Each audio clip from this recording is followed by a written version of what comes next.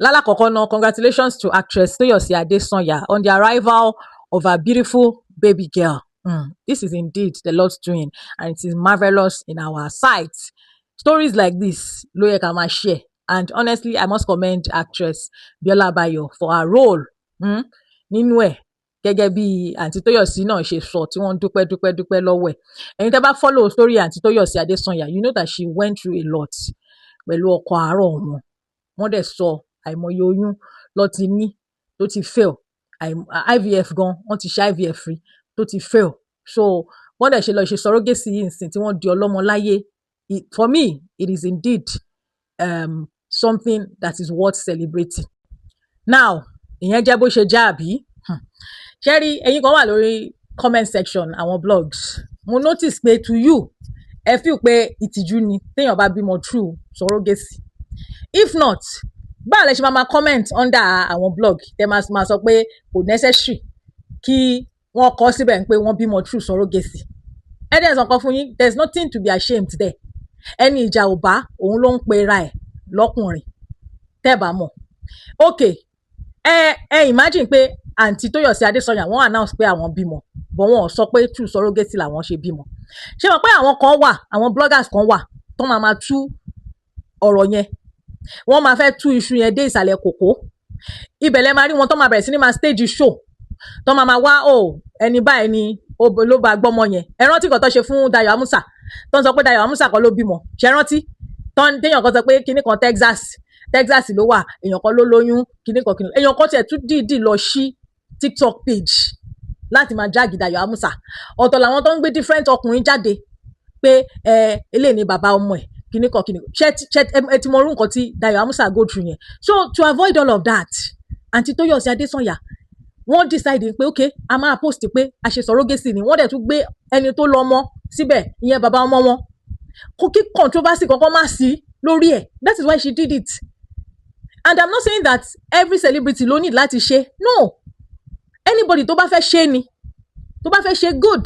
Tó bá fẹ́ ṣe, that's also good. Alright? Ẹ rántí nígbà tí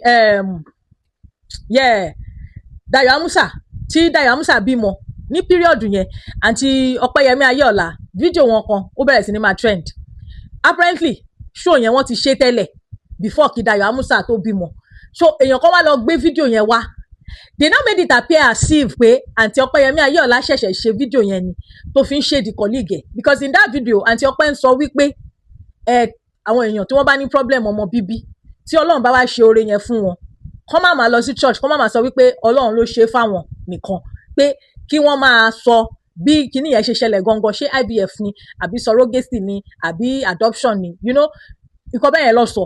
And a lot of people started coming for her saying that she was shading Dayo Amusa.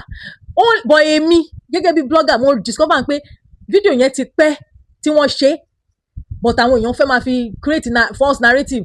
Of course, at that time I also condemned what she said because I did not agree pé dandan èèyàn gbọ́dọ̀ jáde láti wá sọ bí ó ṣe bímọ ẹ̀. Ṣé you understand? I don't agree pé o gbọ́dọ̀ dandan o gbọ́dọ̀ wà. Èmi feel pé anybody ní explanation, but mo understanding pé àwọn tí wọ́n ń sọ ó dáa in the sense that àwọn tí wọ́n bá ní similar problem or challenge, let me put it, kò ṣe problem, tó máa ní similar challenge wàá mọ̀ wípé hope wà fún ẹ tó bá ṣe àwọn nǹkan báyìí. So opportunity ni tó bá share story ẹ láti encourage more people tí wọ́n bá ṣerú nǹkan bẹ́ẹ̀ yẹn. Ṣé you understand?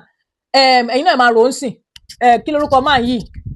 Akim Effect tó wà ní Yorùbá movie industry yẹn. Ṣé mo pé nígbà kan tí wọ́n lọ fún show Biola Bayo, máa yẹn sọ náà pé nígbà táwọn fẹ́ yàwó àwọn wọn ò bímọ for a number of years, but nígbà tó wá rí wípé Biola Bayo bímọ through surrogacy and Biola Bayo shared the news, wọ́n encourage àwọn náà, wọ́n dẹ̀ lọ bá Biola Bayo ń pè hà báyìí ni báwo la máa ṣe. Biola Bayo náà dẹ̀ link wọn mọ́ hospital tí wọ́n ti ṣe tóun ti ṣe true ẹ̀ ìyàwó wọn lóyún.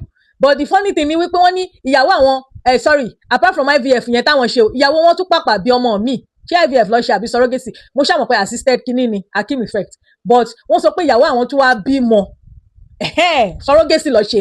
Mo ti rántí surrogacy ni, but nígbà tí surrogate mother àwọn tó lóyún sínú bí ìyàwó wọn náà ṣe tún lóyún nìyẹn. Abẹ́rẹ́ iṣẹ́ Ọlọ́run pé so táwọn èèyàn bá ra àwọn ọmọ yẹn, àwọn èèyàn mọ̀ rò pé ìbejì làwọn ọmọ yẹn. Àwọn ọmọ yẹn dẹ̀ ń ṣe ìbejì, àwọn ọmọ yẹn kàn jura lọ for a few months ni. even ní comment section Biola Bayo Akeem Effect wọ́n sì comment síbẹ̀ lánàá tó ń dúpẹ́ lọ́wọ́ Biola Bayo wípé ó ṣoore fáwọn nígbà yẹn ṣé you get so tó bá share testimony ẹ tó bá share bó ṣe ṣe nǹkan ẹ ó máa fi encourage more people ni but kò ń ṣe everybody ló wà comfortable láti máa share ẹ even Biola Bayo tó share ẹ ṣe rántí nǹkan tó ṣẹlẹ̀ sí nígbà tó announce pé òun àtọkọ òun ò sí mọ́ mo ṣe show yẹn gbà yẹn táwọn kan bọ́ sórí TikTok tí lady kan sọ wípé kò ní ẹ̀gì ó ra ẹ̀gì ni ó ṣe kinní kan ni kò lè bímọ mọ́ tó bẹ̀rẹ̀ sí ní máa fi ọ̀rọ̀ fertility yẹn bù ṣebí ìdí tí wọ́n ṣe ní opportunity láti fi bù ni pé torí pé ẹni yẹn announce pé surrogacy lòun ṣe meanwhile òun tó fi ń bu ọpọlọ ẹ̀ ò sọ fún pé kò ṣe gbogbo èèyàn tó ṣe surrogacy ni ò ní ẹ̀gì ẹlòmíì wúńbẹ ọkàn lè gbé ọmọ ni Ọlọ́run kó má mú wá torí ẹ̀ náà ó ní woman kan lórí TikTok I'm not going to mention her name I don't like her the reason I don't like her is because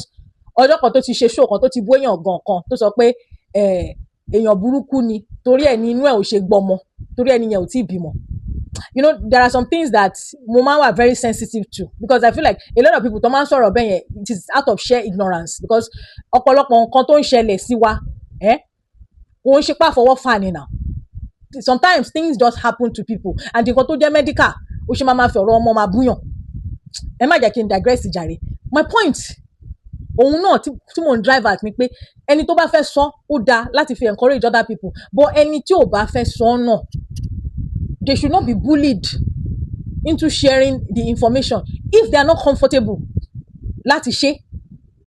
wọ́n jẹ́ kí n tún fún yín ní another kinní nígbà tí Tókẹ́ Mákinwá bímọ ṣe mọ̀ pé ó lóyún ó ti fẹ́ bímọ kó tó wá announce pé òun lóyún and a lot of us were happy for her our reasonable people but do you know that àwọn kan ṣí show lé Tókẹ́ Mákinwá lórí tí wọ́n bẹ̀rẹ̀ sí ní máa bú pé ó ṣe feminism títí ó wá rọ́kọ fẹ́ ó wá lọ gbóyún àwọn ọ̀dẹ̀mọ́ wọn ọmọ bàbá ọmọ ẹ̀ àwọn kan sọ pé Ọlọ́run ló mẹ́ni tó fún lóyún àwọn kan sọ wípé ó lọ ra àtọ̀ ọkùnrin ni ó wá lọ bímọ ó wá ṣe kinní kan tó bá dẹ̀ yà wọ́n sọ pé ọkùnrin ò matter wọ́n sọ pé they can do without men kinní kan and they started bullying her although you know Tókẹ́ Mákinwá now ó máa ṣe bí pé òun ò rí gbogbo nǹkan bẹ́ẹ̀ yẹn meanwhile kí mọ bàbá ọmọ yẹn gan mọ bóyá èèyàn kan gan ló fún lóyún you don't know ẹkàn gbogbo yín ẹkàn bọ́ sórí life ẹ̀dẹ̀ bẹ̀rẹ̀ sí ní máa sọ kọ́ntọ́kọ́ntán ṣé torí ìjà ọba yìí ni àbí ẹ̀gbọ́n ni wọ́n ní ẹni ìjà ọba ló ń pera rẹ̀ lọ́kùnrin torí pé wọn ò ní irú problem yẹn problem míì wà tó ń dúró dè ẹ́